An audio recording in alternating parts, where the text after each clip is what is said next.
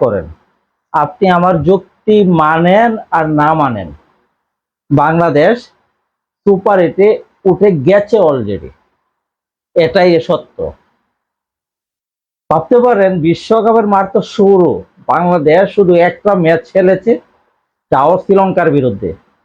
শ্বাস রুদ্রকর একটা ম্যাচ, যে ম্যাচকে অনেকে অনেকভাবে বিশ্লেষণ করেছেন।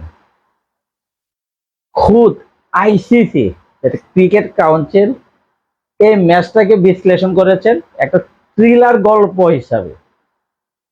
কোনো একটা মুভির থ্রিলারের যে শেষ পর্ব আসার আগে বোঝা যাচ্ছে না কি ঘটনা ঘটতেছে, বাংলাদেশের ম্যাচটা ঠিক এরকমই হয়েছে। আর অনেক দেশের অনেক সংবাদপত্র এই ম্যাচটাকে অনেক কিছু ভেবেছেন, অনেক খেলোয়াড় অনেকভাবে বিশ্লেষণ করেছেন। আমি এগুলো বলবো না, আমি শুধু বলবো বাংলাদেশ সুপার এইটে উঠেছে, এটার কয়েকটা ধারণা দিচ্ছি। শুরুতেই বলে নিই, বাংলাদেশের অধিনায়ক, বর্তমান যে অধিনায়ক নাজমুল হোসেন শান্ত, সে কয়েকদিন আগে প্রথম আলোর একটা ইন্টারভিউতে বলেছিল আমরা কিন্তু সেমিফাইনাল খেলবো, সেমিফাইনালের একটা জায়গা ফাঁকা আছে। যাই হোক, ওর চিন্তাধারা বলেছে। কিন্তু আমি এত দূর আগাবো না, বাংলাদেশ যে সুপার এইটে উঠে গেছে এটা বলতেছে। বাংলাদেশ গ্রুপ বিতে লড়াই করতেছে, লড়াই করার বাকি চারটা দল কে কে?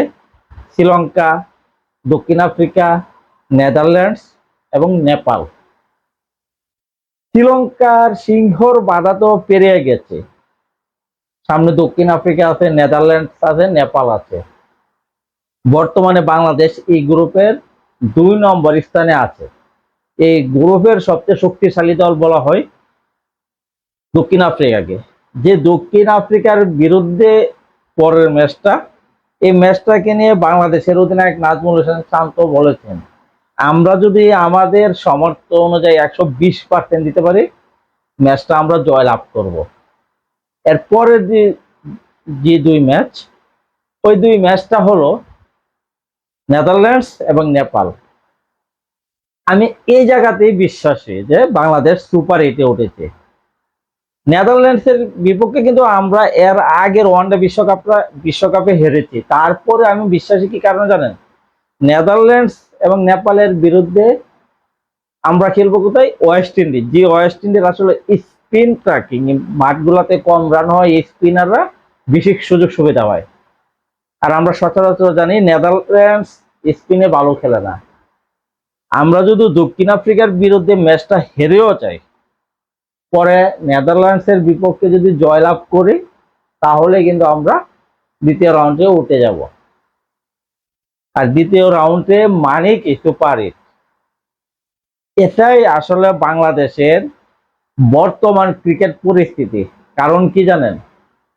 বাংলাদেশ এই দলটাকে নিয়ে দ্বিতীয় পর্ব ওঠার পক্ষে পায় বাংলাদেশের 90% মানুষই ছিল না, 10% মানুষ ছিল যারা অতি উচ্চবিলাসী বাংলাদেশ দলটাকে বেশি পরিমাণে ভালোবাসে। আর এটাই সত্য হতে যাচ্ছে, কারণ আমরা তিলার গল্পটা শেষ করেছি, আমরা রুদ্র শস্যকর একটা ম্যাচ জয়লাভ করেছি শ্রীলঙ্কার বিরুদ্ধে। আর এই ম্যাচটার পরবর্তী খেলাগুলা, ম্যাচে জয়লাভ করার পরে পরবর্তী যে খেলাগুলা, এগুলা বাংলাদেশ দলের জন্য অনেক সহজ হয়ে যাবে।